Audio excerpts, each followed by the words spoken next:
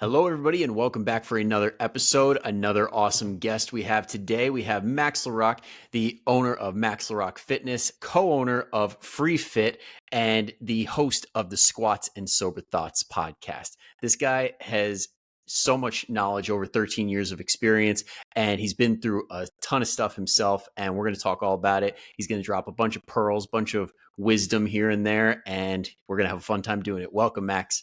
Oh, thanks for having me, Brian. And props to you for doing your homework on that intro as well. Well done. Oh, yeah. That's my biggest pet peeve is when people are like, come on my podcast. Now tell me everything about you. It's like, did you know me before this? I always find it funny when people ask for your own intro. So I'm like, okay, you don't really know who I am, do you? Yeah, no. It's always a good tell of like, is this going to be good or bad? Yeah. So anyway, when we have guests on, like I always like to start off with the origin story because when it comes to the Marvel universe, I'm always a big fan of Iron Man, Captain America, the first ones, the origins. So like let's let the people know some background on you. What exactly got you into fitness? Like what brought you to the light side of fitness? Perfect. Well, we got to go way back. So I'm 33 now, and I first started working out when I was 14 years old, and it was predominantly training for hockey. So for those who don't know, I am over in Edmonton, Alberta, Canada. I am a Canuck, you Americans could say. And obviously we played hockey. So that was when I began working out, was specifically training for hockey. I was always a smaller kid growing up. I didn't really have much of a growth spurt until I was like 16 years old. And then even then, when I say growth spurt, I stopped at 5'7". So very wasn't much of a growth spurt, but I got a little bit of one in when I was 16 years old. So being a smaller hockey player, that was when it was really becoming quite imperative that I started working out to try to keep up with some of the kids who were growing. So I first started training when I was 14 years old, and it was very much sort of sport specific. You know, I hate the word functional, but like kind of functional based training, which obviously, again, fast forward 20 years, and I would argue some of the science that was being used back when I was 14 years old, but that's neither here nor there. That's a tangent for a different day. So started with that. I did that for about a year and a half. And then after that, I wasn't playing hockey anymore. I had transitioned to football. But at that point, I had realized how much I loved working out. And interesting, I didn't realize the benefits that it was having on my mental health. Again, rewinding 20 plus years, that was, back in a time when social media didn't really exist, and just meant the conversations around mental health, especially mental health for men and young boys, really didn't exist at all. So I didn't realize how important it was for me at the time. But when I was 16, I got a different gym membership, and that was kind of my first experience doing what I wanted to do and not following a sport specific program. So for anyone who's been in the industry or just been into the gym for quite some time, I came across Ronnie Coleman on YouTube back in the day. Yeah, buddy. Yeah, buddy. Little peanut. So truthfully, he was a large factor of motivation for me growing up when I was that 16 to kind of 18-year-old range.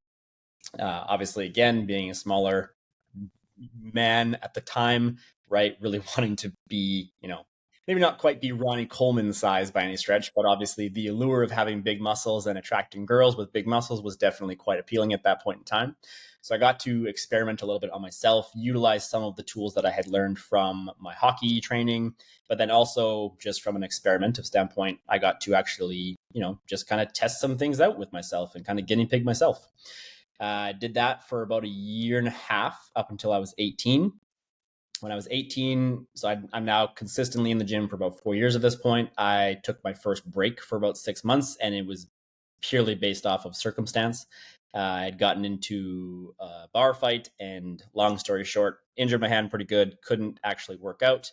At this point, I actually wasn't even working either. And that's when, again, not knowing at the time, but looking back now in hindsight, that was when my mental health and my struggles with addiction began. And it was as soon as I wasn't exerting myself in the gym and having that as an outlet, that's when those negative coping mechanisms came in. So that's when I started drinking quite heavily. I had just recently moved out. So having the freedom to be an 18-year-old kid in a space of his own without having people to keep him accountable, right? I started drinking almost daily, smoking weed daily, and really just not treating myself well at all.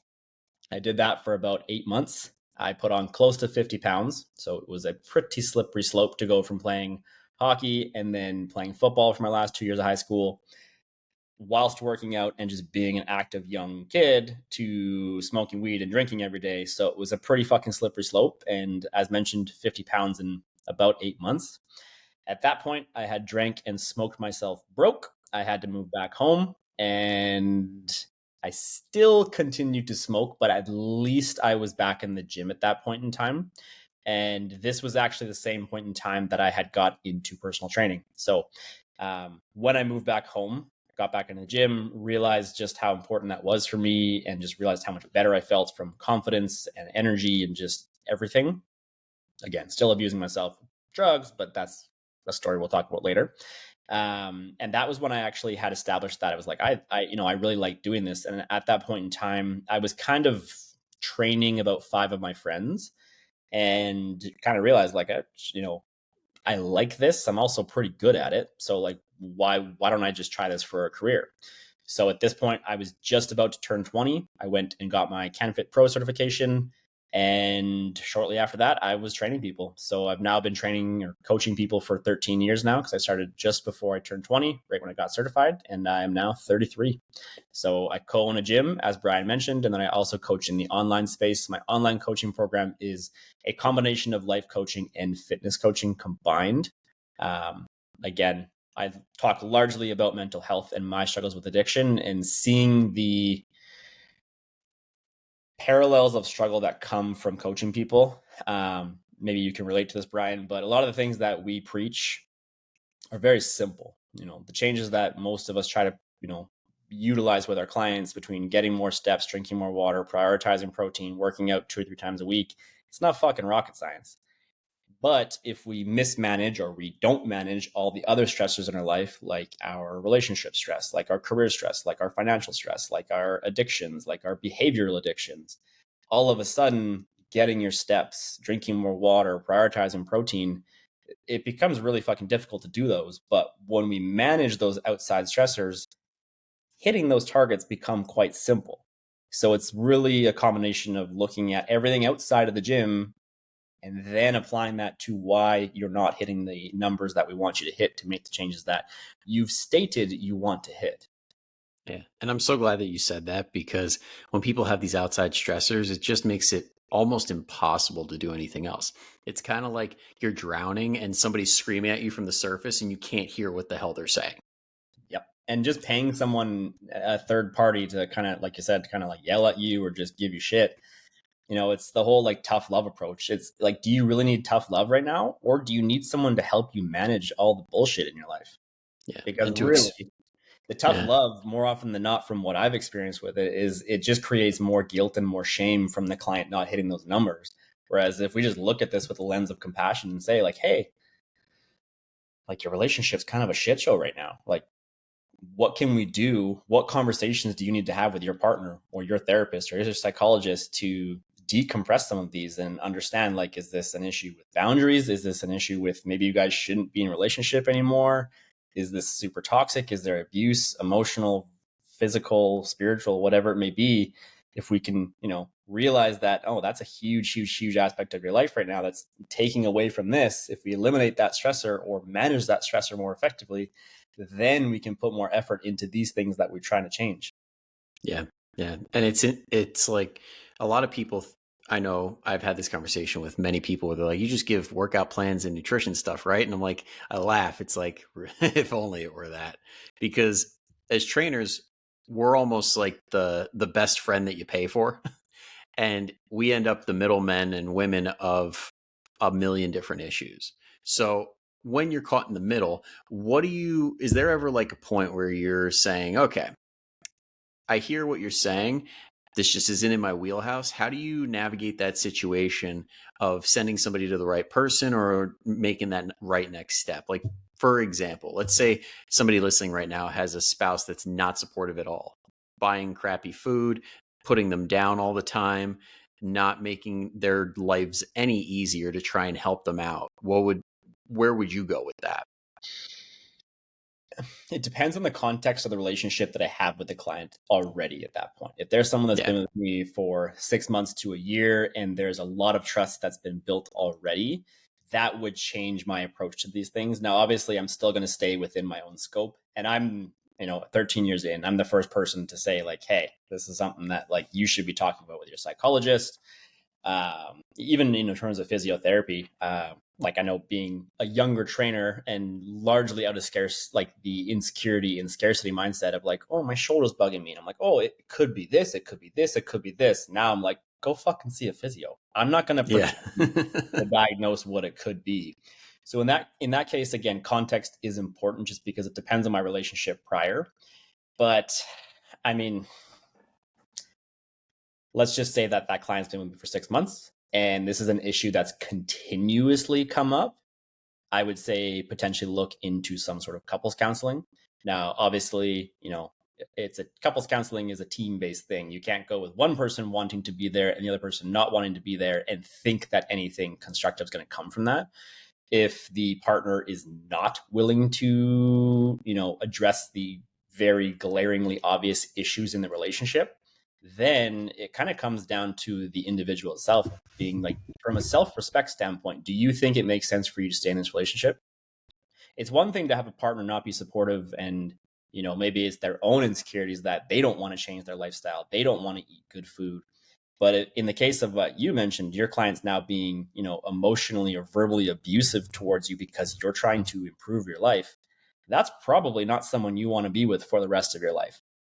And Yeah. that's where, as uncomfortable as may be, hopefully you're not in a situation that maybe, obviously it gets more convoluted when you have kids and you have a house and things like that. But at the same time, too, your well-being is what matters most. And if you have to go through the uncomfortable, fucking stressful, potentially financially, negligent decision to get out of a mortgage, it's fucking worth it if the rest of your life is going to be with someone who doesn't support you and is going to belittle you and isn't going to be supportive of you. Because realistically, if they're not supportive of you making these types of changes, what types of changes that are going to be net positive are they actually going to be supportive of? Yeah. And I just realized we're only 10 minutes in and we are getting real heavy real fast. But you know what? I'm loving this conversation. So let's That's keep the it going. story of my Um, life. but I like where the direction you were going with that, where you were talking about how it's like it's just not worth it. And I think a lot of people do get stuck in that comfort zone of, well, my life isn't horrible. Like, why do I have to change it? Almost to this point where it's like I don't feel like I deserve that level of equality of life or that level of happiness because being with this person or in this situation, I'm good enough. What would you And say to that? yeah, I mean, this is layered for sure. Because part of it, and this is where you almost have to go back to, like, not to get too deep and psychological, but like you have to look at their upbringing to some degree, right? Yeah. Because people are going to gravitate towards what they know. So this is where it's very interesting. You look at something like Stockholm syndrome. Again, pretty intense situation to think about. But Bringing when me back to college here with the psych classes. right? But when you think about that, like when you, as let's say the third party person, sees the dynamic of that relationship, and you can clearly see it's unhealthy, but the individual in the relationship just can't see through it. There's likely a lot of unresolved trauma and things from their childhood that haven't been addressed. Because if that's the only form of love that they know, even though it's very toxic and very unhealthy, if that's what they know as love, they're going to have a really hard time making any sort of decision to get out of something like that. So Yeah. this is where, again, if they simply cannot see it, then that's when I would say, like, hey, are we working with a therapist or a psychologist or a counselor, anything that we can break some of these, you know, beliefs down a little bit? Because once you see it from a different perspective, it's like, holy shit, I didn't realize how unhealthy that was and how emotionally abusive that was. And it gets very, very difficult if you haven't unraveled anything from the past and looking at your parents' relationship. Are your parents still together? Are your parents divorced? Is that, is screaming at each other as a way to resolve, and I say that in air quotes, resolve conflict? If that's the only way you've been, taught how to resolve conflict, that's how you're going to assume you resolve conflict. But that's not actually how you resolve conflict as a fucking adult, theoretically. But until Theoretically. theoretically, but until you peel back some of those layers, you may just never know, right? And there was something that you said there too. And is your life worth living just being content? I think that's what people have to ask themselves. Do you want to feel joy? Do you want to be happy? Or do you want to be content? Personally speaking, I don't want to live my life just being content. I don't think that's a very satisfying and or gratifying way to live your life, just kind of coasting, going through the motions. But a lot of Yeah. that comes down to self-worth, because to your point, if you say like, I'm not worthy of this, then you're never going to make changes to put yourself in a position in a healthy relationship or to improve your career or whatever it may be, to getting yourself to a point where, like, if you don't have the self-worth that you believe you have, then it's going to be really hard to make changes to create that level of self-worth.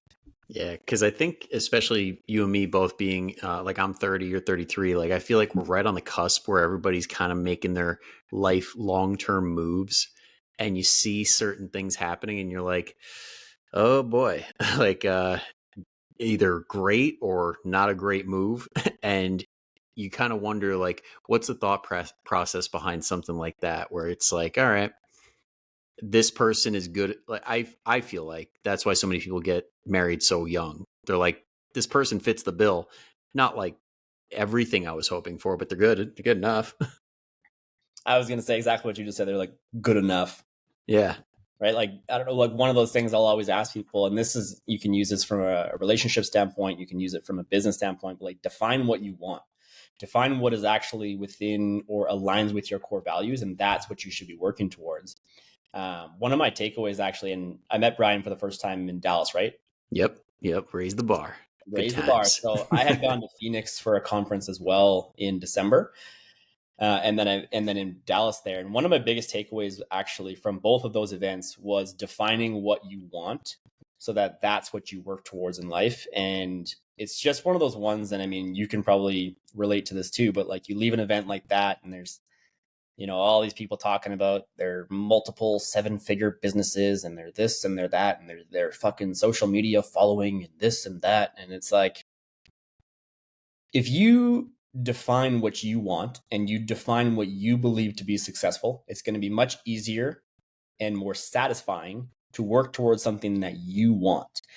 If I think that I want 200,000 followers, but I don't really want 200,000 followers, if I'm making the steps to creating, enough engagement and enough of an audience that I get 200,000 followers, am I really going to give a fuck when I get there? Am I really going to be like, oh yeah, this is, my career is, I'm right where I want to be.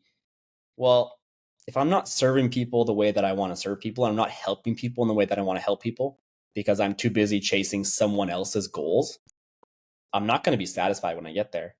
And that was one of the biggest takeaways, because there's so much, just like hype and dopamine at those events going around that you think that you want these things. And like, no offense to some of those people up on stage, there's fucking zero part of me that wants their life. Oh yeah. Zero part of me wants When their you life. actually know how some of these people live and the high stress and like crap that they take from random strangers on the internet on a daily basis, I'm like, no thanks. And even this is something that I've been working with my own therapist and having to like really honestly break down and look at, is like my transference of addiction. So when I got sober 3 years ago, I literally just transferred all of my addictive tendencies and all of my avoidant behaviors into work. And again, we live in a society that praises workaholism but demonizes addiction. It's the same fucking thing. Because if I look at someone and I say, "Oh my God, they're so successful. They make $500,000 a year." Yeah, okay, cool. But that same person also neglects their partner, neglects their children, isn't taking care of their mental well-being, isn't taking care of their physical well-being. Is the allure of making $500,000 really worth it if I'm gonna then have to sacrifice my time with my family, my personal time, and other things that I want to do? Because I don't define that as successful at all. I don't give a fuck how much money you make. If you're not actually living the life you want to live, it doesn't matter how much money you make, because there's a lot of miserable fucking people who make millions of dollars a year because they're chasing something that either their parents kind of drilled into them that they need to make X amount of money to be successful, or society has engraved into them that they need to make X amount of money to be quote unquote successful, and you need to be married, you need to have kids, you need to have this. Well, if I don't want any of those things, just having those things isn't going to make me feel good about myself. And that's Yeah. a really important thing for people to understand is like define what success is to you. Define money isn't success. For some people it might, but again, if you have no personal life, you have no boundaries, you don't have a partner but you really want a partner, is making money and that much money really worth all of those sacrifices? Yeah. That's a really good point, because it makes me think of when somebody comes to us and says, I want to lose 20 pounds or 30 pounds or whatever. And you're like, that's great. I love that you're prioritizing your health, but what is that going to get you? It's a very Like, surface level based goal. yeah. And I think a lot of people can really be impacted. They can reach that finish line and feel fulfilled if they define what the heck it gets them in the first place. Because I mean, I have a feeling you've done this too with that, like getting that weight off that you put on. How empty does it feel when you say, I'm going to lose X amount of weight, and you get the finish line and you're like, now what? I see it often. And that's why one of the things I do in my consultation process is once you've established what your goals are, you have to actually have 3 whys behind that goal. Because, okay, so you want to lose 20 pounds. Cool. Why? Oh, because I want to be able to keep up with my kids and I want to be able to, go up and down the stairs without whatever the actual whys may be. It's like that is what we need, because when shit gets hard in a month, 2 months, 3 months, 6 months, your surface level goal of losing 20 pounds isn't going to be enough weight to really push through the struggles that you're inevitably going to go through. It's the whys, the really deep, impactful whys is going to be what brings you back into focus and allows you to continue persisting through and actually hitting the numbers you want to hit, because those are the reasons you're doing this in the first place, is those deep, deep whys. Yep. Because when shit gets hard, it's very easy to fall off if you don't have a definitive reason why you're doing it. Because Exactly. as soon as you get that first chocolate craving or you get super stressed out, you're going to say 10 pounds, 20 pounds, I don't give a shit. Like, I'm just going to go for it. But if you have that voice in the back of your head that's saying, look at my little kid running around right now, I want to be able to run around with them, instead of sitting back and saying, oh no, I'm not feeling well, or my knee's hurting or something like that. Exactly. The excuses that come to mind, they're not going to outweigh the weight of the why. And that's a big thing for people to understand, is like, again, to have that surface level, but there's got to be, you can label it as like micro goals on top of the macro goals, but like there has to be layers to those goals. Different than the weight loss example, but I use myself as an example for this as well. Is when I got sober 3 years ago, I was very much in debt. I had just gone through a super difficult breakup. I pretty much lost fucking everything I had. And I had set myself the goal of making X amount of dollars per month. And once I made X amount of dollars per month, I was going to be happy. Guess what happened when I consistently started making X amount of dollars a month? Wait, was it your first 10K month?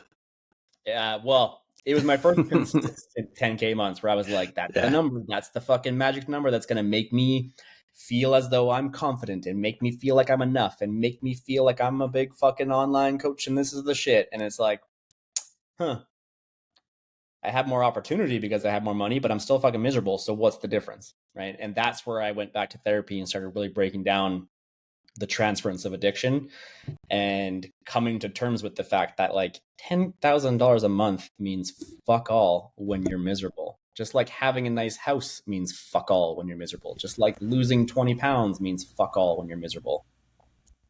Exactly. It's like you're trying to put a Band-Aid on a bucket that's got 5 holes and you only have one Band-Aid. Yeah. It's always going to be leaking. And to bring it back to the whole mental health side of things with fitness, because I know you've gone the whole therapy route, and I'm assuming, did that involve any like sort of medications or anything along with that, like to compare to just working out or just taking medications with that, or no? So I have ADHD, so I take Vyvanse for my ADHD, but I've never Oh, actually that's the personally good stuff. I've never personally taken anything in terms of antidepressants or anti-anxiety.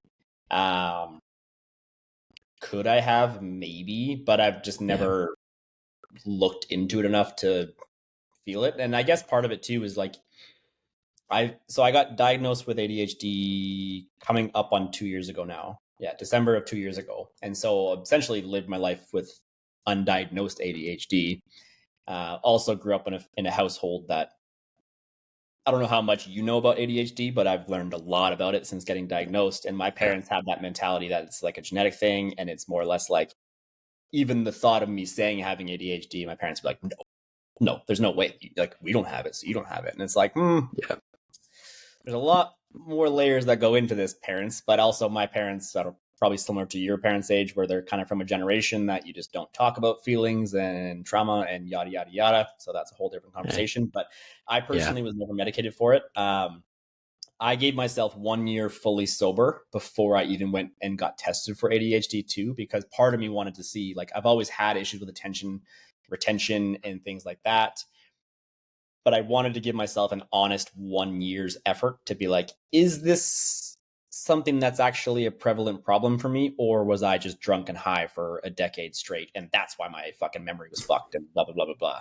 So yeah, no, it turns out I'm definitely ADHD. But I think the biggest thing with ADHD is the medication is obviously very beneficial, but at the same time too, the strategies that you use to manage your ADHD are going to be infinitely more important than just getting on drugs, because I've always felt this way about antidepressants and anxiety as well. Is it's just a band-aid, and if you aren't doing the things outside of just taking medication, not much is going to change about your situation. Especially with depression, for example, antidepressants can be fantastic in terms of creating enough energy to start bringing awareness to the issue as a whole.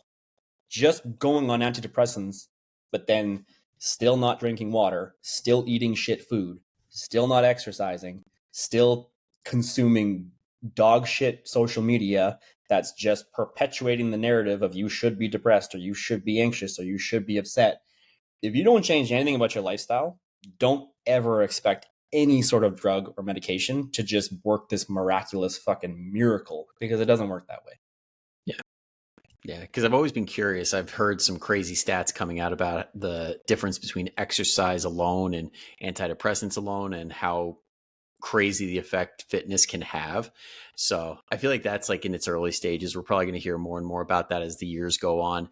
But like you were saying with everything that you were doing, what did you find is, or actually let me bring it back. I wanted to touch on that what you just said with how it gives you the environment to make change, because I know a lot of people, I'm seeing a lot of people that are in that camp with Ozempic and Wegovy and all these other drugs where they're like, the drug's going to take care of everything. But all it really should be is something that makes the journey easier to build those foundational habits.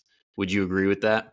100%. It's a tool, right? It's similar. I mean, not similar, kind of a different train of thought, but like with counting calories, is like it's a tool. It's not something that needs to be done, but it's a tool. And especially with medication, or sorry, like something like Ozempic, it's a tool that can be used. But if you don't do anything with your lifestyle and your habits, this not necessarily with weight loss drugs, but when you get the gastric bypass surgery, right? There is a very high, I don't know if relapse would be the right word for this, but there's a very high incidence rate of, okay, yeah, I got the surgery, but I didn't address any of the childhood wounds. I didn't address any of the binge eating issues. I didn't address any of the actual psychological issues that stemmed the obesity in the first place.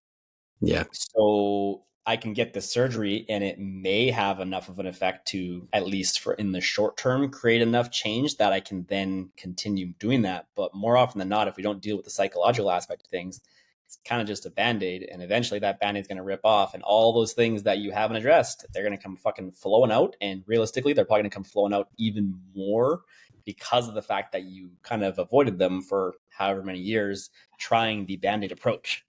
Yeah. Yeah. And it all gets back to that holistic kind of approach where we're talking about not just fitness, not just nutrition, not just mental health. It's a collective thing. Now, with your clients, where do you begin usually when they're like, okay, I am ready to make this change? And I have gotten to the point in my life where I just want to start making some positive changes. Let's say somebody listening right now is like, I love what these guys are saying. I I want to make some sort of a change. What would you tell them right now if you knew nothing about them, just something that you find works with a lot of people?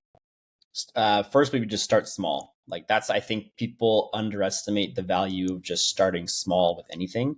And I think so many people get in their own way because they feel, they listen to a podcast like this and there's that glimpse of inspiration and motivation that comes from this. And then they want to work out 5 days a week and they want to do this and they want to do that, where it's just like, just start small as like whatever is something that you can continuously do on a regular, if not daily basis, is where you should start. So, I mean, I'm obviously a massive, massive proponent of steps. I think steps is, if you're capable of it, I think steps should be the first place everyone starts, depending on, where that person may be at in their health and wellness journey. But I think that's probably the best place to get started. Paying attention to your water intake. And then, as you develop some positive momentum and positive habits and changes like that, then you can start adding more. But I think people really need to understand just how important it is to make those initial changes as small as possible, because the more digestible those changes are, the more likelihood of you actually sticking to them. And I was kind of going on this thought the other day because I keep seeing all these fucking challenges pop up. And I don't know his name, but his account is 4 weeks to the beach. Oh And yeah, Aram, I had him on. he had a great post about like, fuck your next challenge. How about you just work on being fucking consistent? Because the reality is, if you've done more than one fitness challenge already in your life, it hasn't fucking worked clearly if you need another fitness challenge. So instead of going in with this, okay, we got 12 weeks to just fucking lose as much weight and, accomplish as much as possible. What? No, just be consistent. Like you don't need to go all in because again, it's just not sustainable. And I had made a Yeah. post about this maybe 2 months ago, and I was like, once you just finally accept that fitness is going to be a part of your life in some capacity for the rest of your fucking life, this becomes much easier because then there's way less of this sort of existential pressure that we put on ourselves because, okay, fitness is a timeline. So I gotta be fucking hitting all my numbers for the 12 weeks of this. And it's like, no, like it's not. I actually use a report card system for my online coaching. And so how I structure it is that I look at your protein, your fiber, your steps, and your workouts, and I actually give you a grade at the end of the week. So depending on how successfully you've hit those numbers, you get a grade for the actual week. And the first thing I tell people when they come to my program is like, first of all, the commitment phase is a commitment phase. It's not a fucking challenge phase. This is not a 16-week education, lose as much fat as possible in 16 weeks. It's a 16-week commitment so that I know you're actually invested in this. That is why we do that. It's not a challenge. It's really important for people to understand.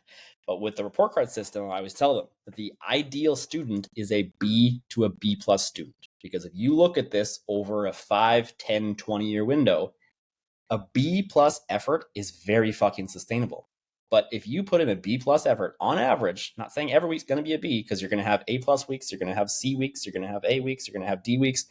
The average of a B to a B plus, if you zoomed that lens out over the next 5 years, you'd be in pretty fucking phenomenal shape if you just put in an average of a B effort over the next 5 years, instead of having the mentality that for 12 weeks, I'm going to be a fucking A plus student. Because the second that commitment phase is done, now you've lost the accountability. Plus, you've burned yourself the fuck out because you went so hard for that time that as soon as now the accountability is gone, your drive is going to go like this. And I've seen it. I'm sure you've seen it. I have clients that I basically train them on a seasonal basis, and I fucking tell them every time, I don't want you to be an A plus student. And then they go crush it, and then they fall off, and then 3 to 6 months later, they call me again, and we do it all over again. Yep. Yep. It gets back to, I remember I was listening to Hormozy talk about this, how he talks about game theory. And everybody thinks that fitness is this finite game where there is a start and a stop. But that's not the game we're playing. The game we're playing is infinite. There is no finish line. There's no starting line.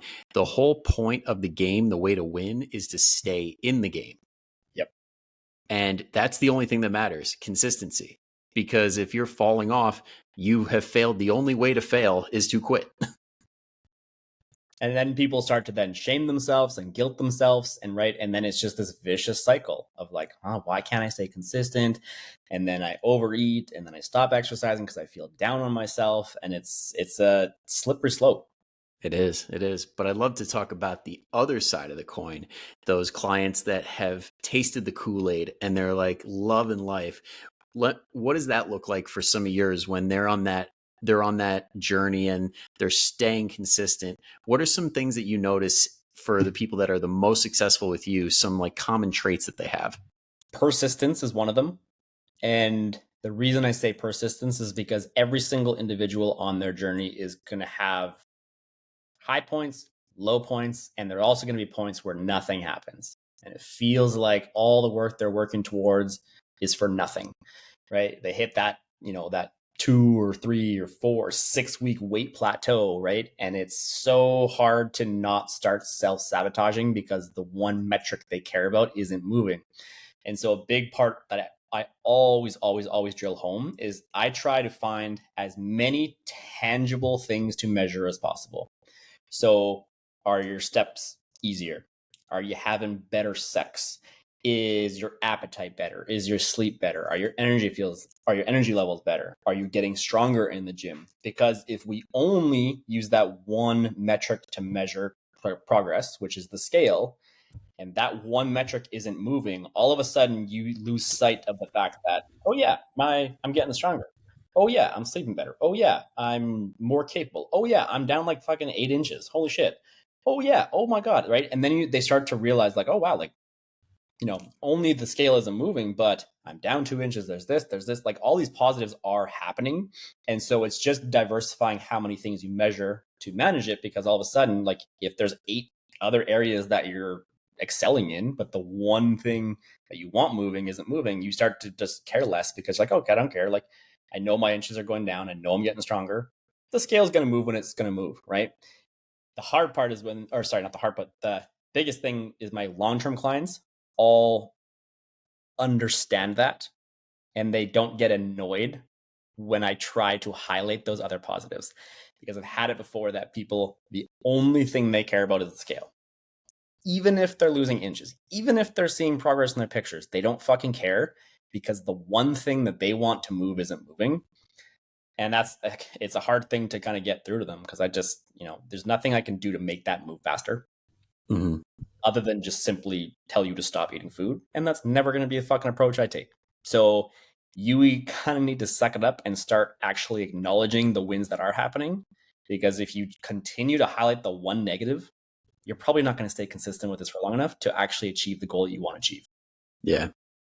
And so that's where a little bit of the tough love has to come in and just say, like, what do you actually want out of this then? Yeah, it's funny you say that because now that you put it out there, I'm like, the people that do really struggle the most are the ones that hyperfixate on the weight, the ones that don't really care about anything else. They're like, I just want to see this number go down. And then the whole time they're either miserable or they're saying they're achieving all of these wins, but they're still not good enough. And it's definitely human nature to, highlight the negatives more, but that's where also applying other practices like gratitude, right? Super important. The more things you can be grateful for on a regular basis, you start to realize like, oh, is it really worth dwelling on the one negative? Not really. Because that one negative, if I only highlight that, it's really easy to then fall off track with my calories, with my protein, with my steps and those things, because I'm just miserable working or highlighting that one negative.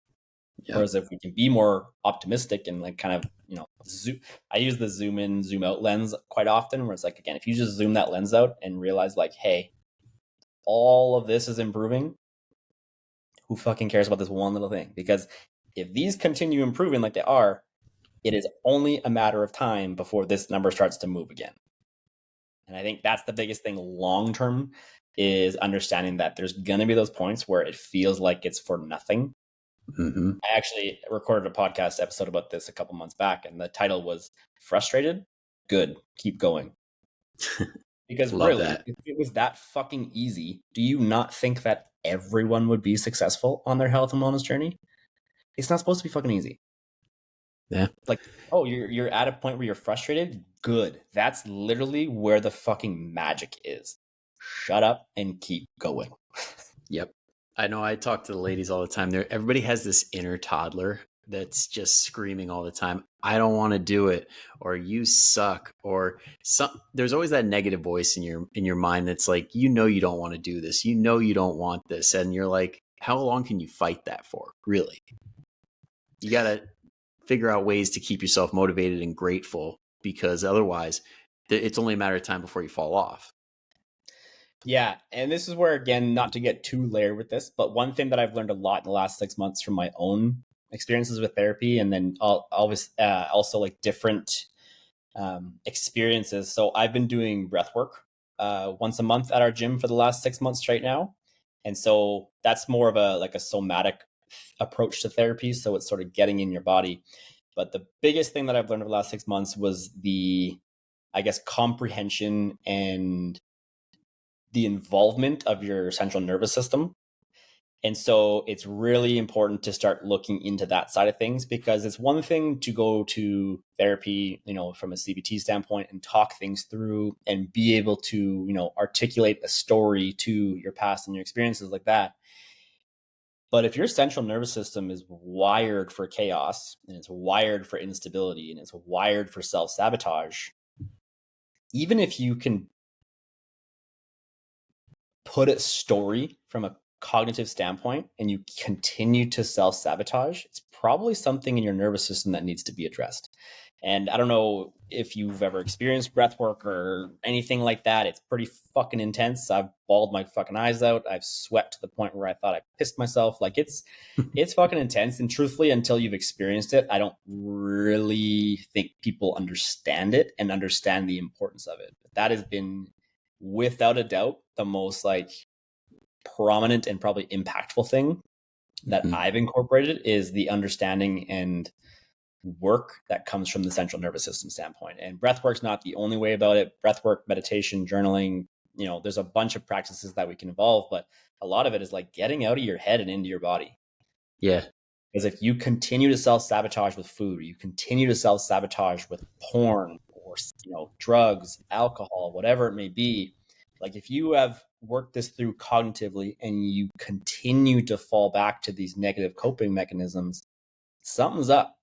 And if you can put the story and you can articulate the story, why do you keep falling back to that? It's probably something with your nervous system. And that's where, again, going back to childhood, like, was there divorce? Was there affairs? Was there, financial instability? Did you guys move all the time? Was there death in the family? Like what could have caused your central nervous system to be so fucking jacked up all the time? Yeah. And honestly, I haven't done the deep breath work, but just from the surface level stuff, you could feel the difference. When you're jacked up and you say, all right, pause, I'm going to do 515 or box breathing or something where you actively have to stop and just focus on breathing, the amount of relief you feel just in that moment of taking a pause is unprecedented. It's wild. And like until I've experienced, I did not think the release that I have gotten from it would be as substantial as it has been. Yeah. Well, now when you did the full on, like, what does that look like for somebody that's wondering? Like, I don't know if I want to bawl my eyes out, but I feel like this could be really helpful for me. What would that actual breath work feel like, look like?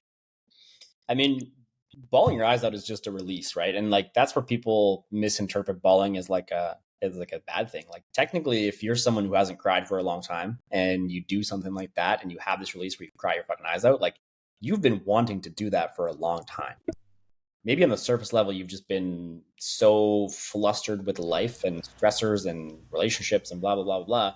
You haven't even been aware of the fact of how heavy you've been holding on to this shit for.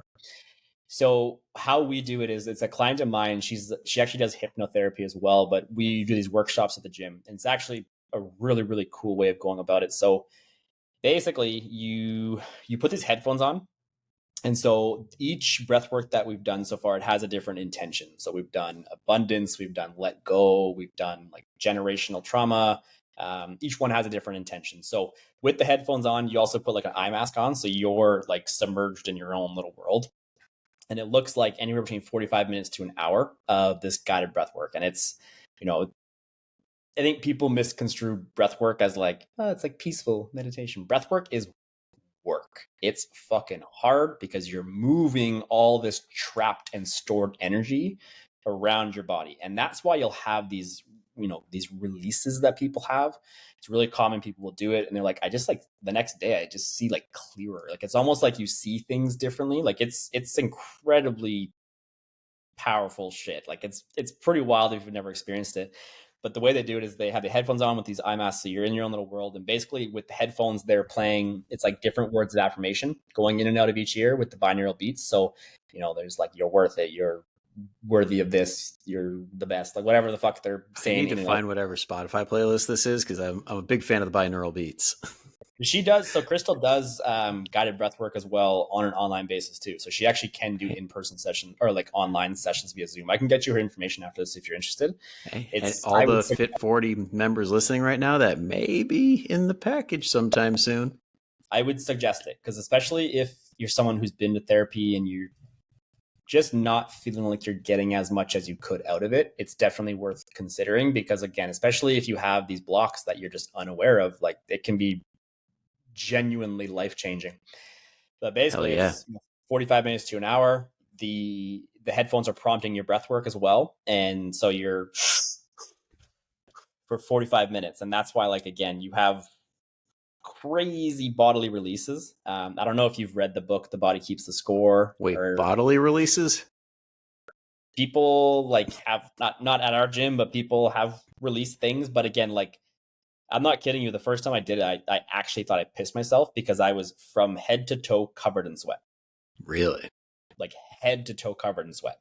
Like I actually, at the end, I literally touched my crotch because I was like, I think I fucking pissed myself. And I was like, I'm pretty sure this is just like sweat because my whole, like my shirt was soaked, my pants were soaked, I was soaked. And it sounds pretty crazy. And I think it's honestly worth just trying it, to be honest. Like, yeah. For anyone who has never done psychedelics, the only way I could probably describe it is it's kind of like doing mushrooms, but you have control over it. And that's why it's really cool because of the fact that you can have these crazy epiphanies, you can have these crazy breakthroughs. But if you start getting overwhelmed, you literally just slow your breathing down and then you come back to reality. And it is probably sounding a little bit, I don't know, woo-woo to some people who have never experienced it. But I would honestly say, like, you should just try it. I think before you label it as woo-woo or anything like that, I would definitely give it an honest shot because it can be truly transformative. Hell especially yeah.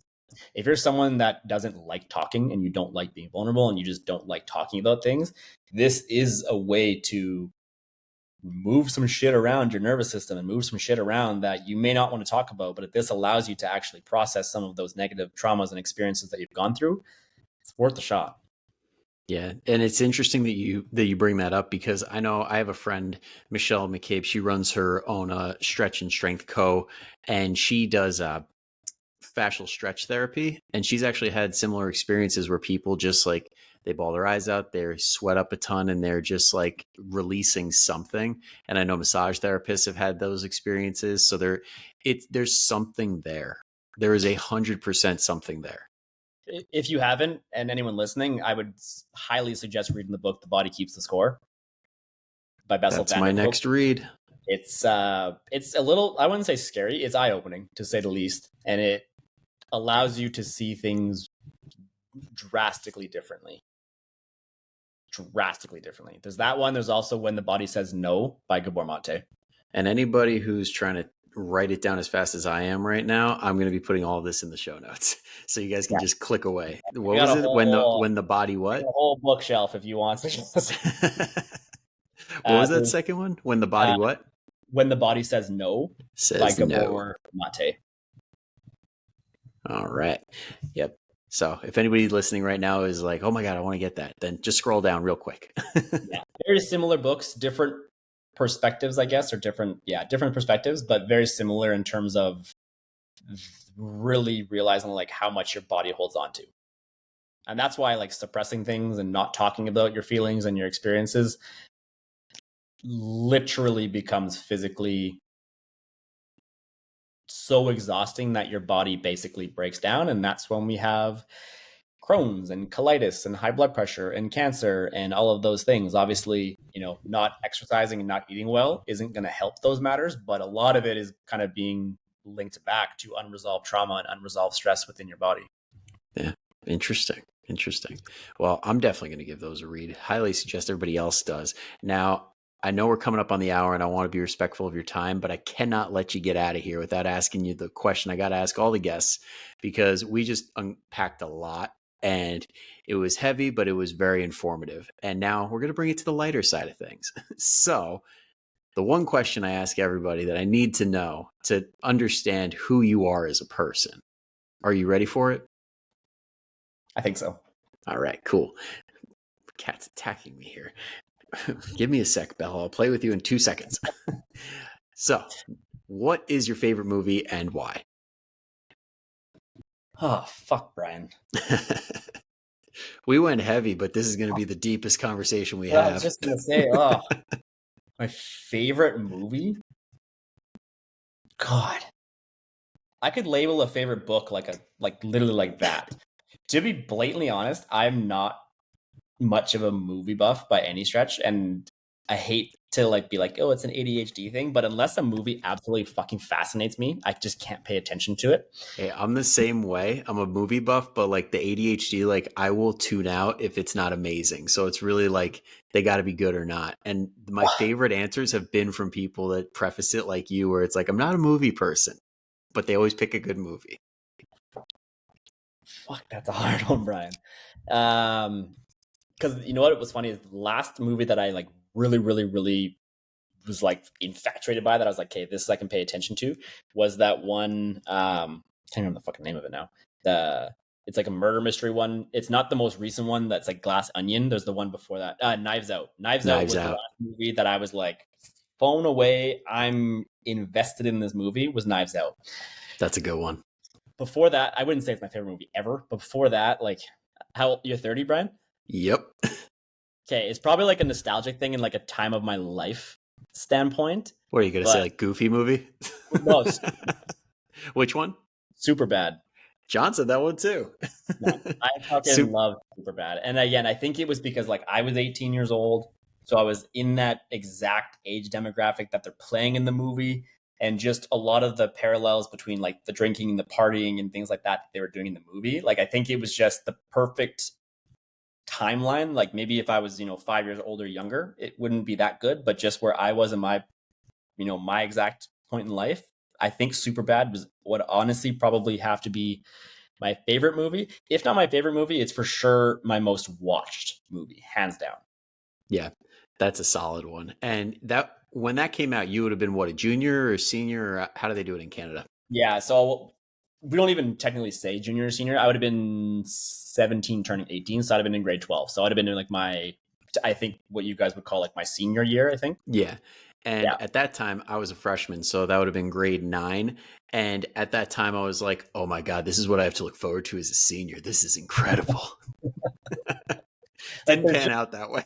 Well, there's so many one-liners in that movie. And again, I guess preface this too with, are they societally acceptable now? Probably not, truthfully. And I do think that like my humor is definitely a little bit tainted from growing up as a 90s baby, that I think it's fucking hilarious. Some people nowadays be like, oh, it's too whatever word people would fucking use, as it's like it's not validating. Or I feel like when it comes to comedy, there's two types of people. One, they listen to comedy waiting for something to offend them. Second is they say, screw my beliefs, I just want to laugh. Yeah, like I don't know. I have a hard time when people, like you said, almost try to find something to be offended by. And I mean, that goes for comedy. That goes for just everyday life though too. Like if you were actively going through social media trying to be offended, yeah, it's a pretty toxic place to be. If you're going there trying prime pickings. Yeah, it's like there's no way that you're not going to find something that doesn't invalidate you in some way, shape, or form. And I mean, it's something that I've tried to change my language around a lot, just because of the world we live in now. But I don't know. I find that kind of humor fucking hilarious. And it's just take it for what it is. It's comedy. And I Yeah. don't know. Even now, some of the things like with people going back and they're like rewriting some books and rewriting some movies because of the words that they use. All these movies that like were they're the opposite of whitewash now. I don't know what to call it, but it's like we get it. Just create a new story. Don't even bother rewriting the old one. Make a better new one. I Use know. Everybody uses the exact same plots.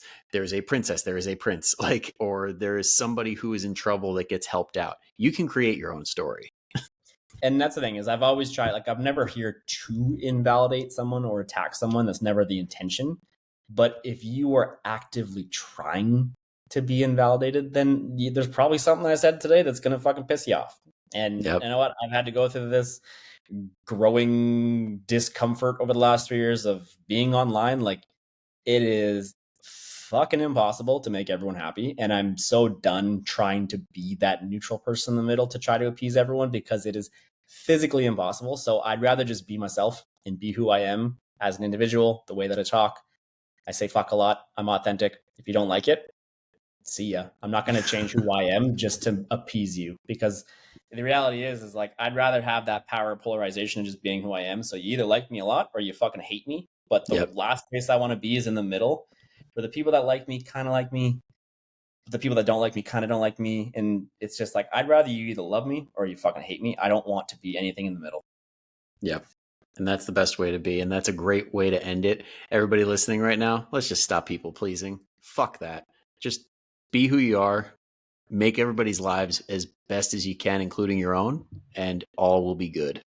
Yeah, don't be a dick, but at the same No, time, just be who you that are. always comes with the caveat of as long as it's not as long as it's not hurting somebody else mentally or physically, be yourself. Yeah, exactly. And even Yeah. then, if you are trying to hurt others, then you got more work to do on yourself because hurt people hurt people. It's not the other way around. There you go. There you go. Now, I know somebody, or for everybody listening right now, there is somebody in your head that you're like, I really got to send this to them.